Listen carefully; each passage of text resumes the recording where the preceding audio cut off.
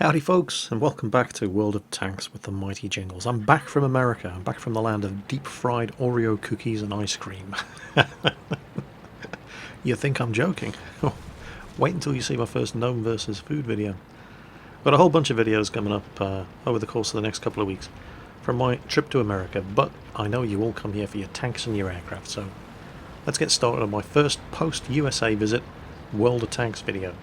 In this match I platooned up with Circumflexes and pointy-haired Jedi. Myself and Circon are both in the Su-122-44. It's a Tier 7 premium Russian tank destroyer. It's based on the chassis of the T-44 Tier 8 medium tank, and because of the modified breech mechanism in this gun, it has a very fast rate of fire with that 122mm gun. To all intents and purposes, it's the same gun that you get on the IS Tier 7 Russian heavy tank, but with a much faster rate of fire.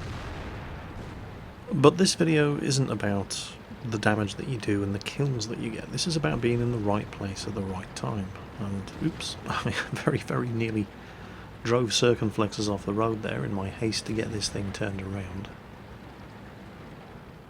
First target's up, Centurion. Doesn't have particularly strong armour. The 175mm penetration on this 122mm gun is more than good enough for getting through a Centurion's side armour. Second shot merely blows his tracks off again, but it secures his kill. T-20 over there to shoot at. Going to assist our T-32. Hit him again, and he's done. Now, it may not be obvious, but this is the old version of the Pearl River map, so that entire central area of the map is impassable.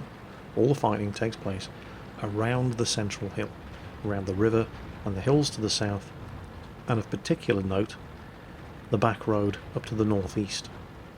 And that's where my attention has just been drawn, looking at the map. We've got 4 tanks over there, and they are strong tanks. We've got a Super Pershing, an IS-3, an IS-6, and a KV-4. Now, those are some of the strongest and most heavily armoured tanks on our team, and they're in the right place, but they're outnumbered.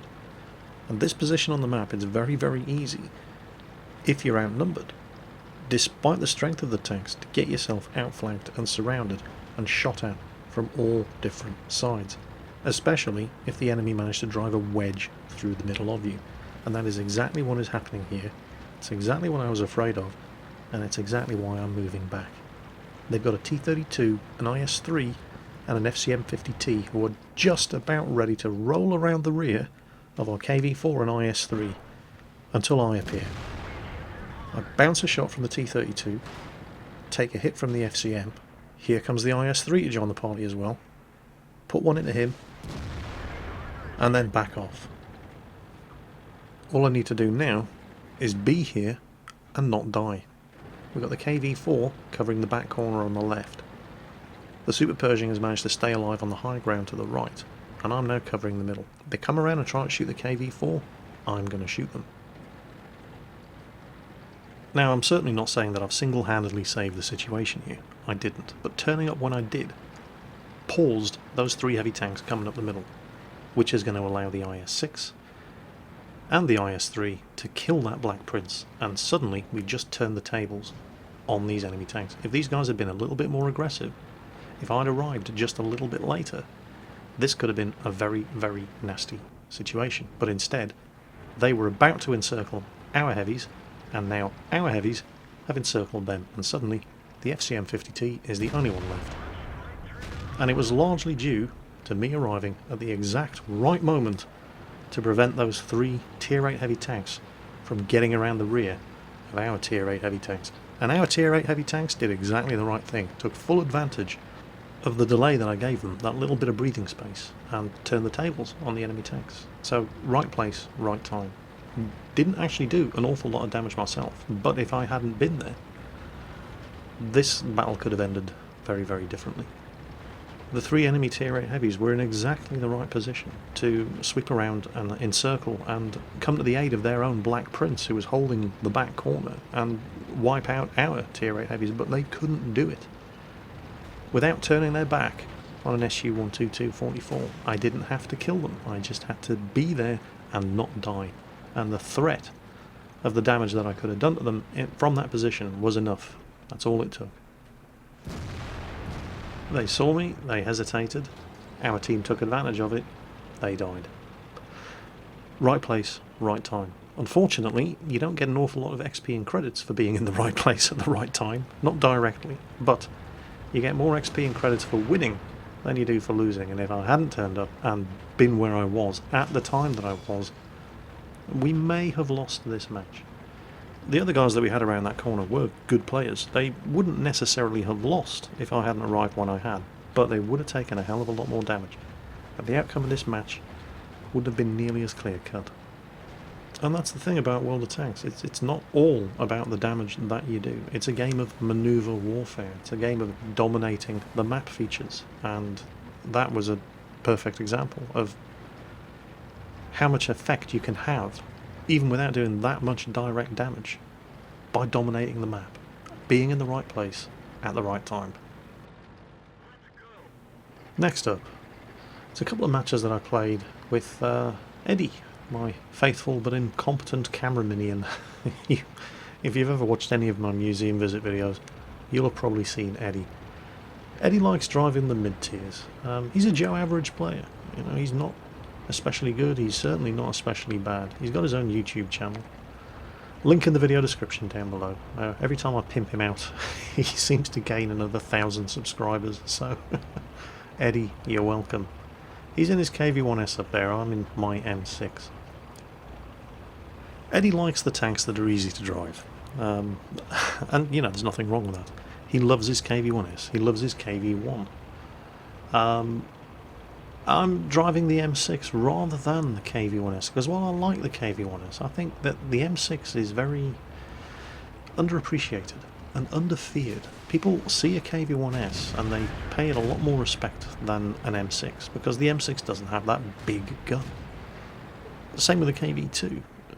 The Russian heavy tanks, the T-150 has got the armour, the KV-1S and the KV-2 have got the gun that you need to be afraid of.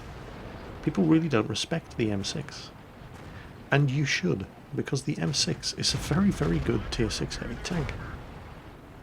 It's never going to win any beauty contests, it's a horribly ugly tank, but the frontal armour, if you angle it correctly, is surprisingly effective. And the gun, well, it's never going to have the fear factor of the 152mm derp gun on the KV-2, or even the 122mm gun on the KV-1S. It is easily better than the 107mm gun on the T-150, and situationally even beats the guns on the other Russian heavy tanks. It has a much better rate of fire, it is much more accurate, it has comparable penetration, and it has the same amount of alpha damage, 240, as the long 88mm gun on the Tiger, which is a tier higher. This is very much like a sort of bigger, not quite as well armoured American Tier 6 Tiger tank. So if you ever come across one of these M6s and you see that it does not have a muzzle brake on the end of the cannon, you need to pay it a bit of respect, because this 90mm gun isn't bad at all. And this is what you need on the Arctic map. You need the guys in the heavy tanks, the top tier heavy tanks, to stop pussying around at the back end of the map, get off their arses and charge right down, getting shot by artillery all the way. God damn you! Come on, let me kill him, let me kill him, let me kill him. Yes, I got him! And there's another one. It will come as no great surprise to regular viewers of this channel that artillery shot at nobody but me throughout this entire game. You'd think I'd have done something to upset them. Oh, there's another one. Nice try, scumbags, but you cannot kill the mighty Jingles. Thank you for the Pascucci's medal, though. I don't get them often, but they are the sweetest tasting medal in the game. And a bunch of targets up. It's all over by the shouting now. It's just a question of getting more damage in. I've already got my Pascucci's medal. Everything after this is just a bonus. And my boy Eddie's got a kill as well. Hey! He does love driving his KV-1S and his KV-1. And, you know, it's understandable. They're two of the most enjoyable to drive tanks in the game because they are very, very strong and they do have, you know, kind of derpy, powerful guns. Particularly the KV-1S. I do, though, genuinely feel that the M6 is one of those overlooked gems of a tank. The gun is good, while it doesn't have the same fear factor as the 122mm gun on the KV-1S, or the same "oh my god I'm going to die" factor as the 152mm derp gun on the KV-2. Particularly if you're in any tier 5 tank destroyer other than the AT-2, you get hit by either of those guns, it's the last thing you're ever going to know about. But I like the M6. You could say it's a jack of all trades and a master of none, but I think it has a certain flexibility that the tier 6 Russian heavies in particular definitely don't have. Well, we're going to stick with Eddie. He's there in his KV-1. I'm in my Stug 3. It's a tier 6 match on El Hallouf. Not my favourite map in World of Tanks. But I think it's nice to show you some tanks that, you know, most people are actually going to have access to. Because a lot of the games that I show you on the channel, it's the kind of tanks that tier 8s, tier 9s and tier 10s that a lot of you just don't have yet. Machines like this are more likely to be the kinds of machines that you're going to be driving yourself. I appreciate a lot of you out there have got tier 10 tanks, but I guarantee all of you have tier 5 tanks, or if you don't, you very shortly will. This is a tier 6 match on El Hallouf. We've got some very aggressive scouts going forward, and I am definitely going to take advantage of that. And this is something that the Stug 3 is very, very good at. The only problem with the Stug 3, with this long 75mm gun, which was a devastating anti-tank gun in the Second World War, and responsible for more armour kills than any other German weapon, even the dreaded Flak 88 didn't kill as many tanks as this long 75mm gun. But it doesn't have a lot of ammunition. And I have gotten myself into serious trouble in the past. Oh, there's my first kill. KV-1, nice. But I have gotten myself into serious trouble in the past by running out of ammunition. It is very, very easy to do when you're driving the Stug 3. It does not carry a lot of ammo. That, combined with the relatively low alpha damage of this gun, means that when you're in a tier 7 match, ammunition can be a problem. Not such a problem in a tier 6 game, and not really a problem at all in a tier 5 game because of the health pools of the various tanks involved. But if you find yourself shooting at long range at tier 7s, you can run out of ammunition with this gun very, very easily unless you're careful.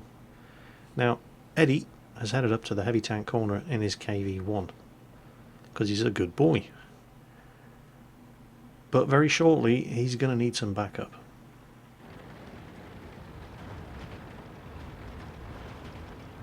Type 58 up there behind a rock. I can't shoot him, but he doesn't have the view range to spot me as I come around the front of the bluff here. ELC rushed up the middle, hasn't encountered anything. I'm coming up this side to support Eddie in the KV-1 and the KV-1S is up there and ensure that nobody gets around their flank. Now, the Stug doesn't have fantastic view range, which is why I use a camo net and binocular telescopes on this thing. And bingo, there you go. Enemy tanks are trying to sneak around the side. They've got Eddie. I shoot, I hit the ELC, but it just crits him, doesn't do any actual damage. I miss the M7, shift my fire to the 3001p, Eddie's gone, hit him once. This is always going to penetrate the side of the 3001p, set him on fire. Right, ignore him now, I take a hit. I'm going to try and kill this ELC off, and the 3001p is burned to death, so he's no longer a problem. Well, we were too late to save Eddie, but we've taken the pressure off the other heavy tanks that were up on that corner. Now this ELC doesn't think I can still see him. And he's wrong. And yeah, they've all died. 3001p, M7 and the ELC. They're trying to rush around the flank and we nailed them. And this is turning into a bit of a rout. We're winning 9-2. They can still kill these KV-1Ss up on the corner though. Enemy T-34 player here getting into a very aggressive and very, very dangerous position. I think I hit his gun there. This is where you can run out of ammunition in the Stug very, very easily. Marginal shots like this, at long range like this, where you have to keep firing because you're the only one keeping these tanks alive. We've just lost one of the KV-1Ss. The other one's backing off. Smart move. We're winning 13-3. There's absolutely no point in throwing your tank away at this stage of the game.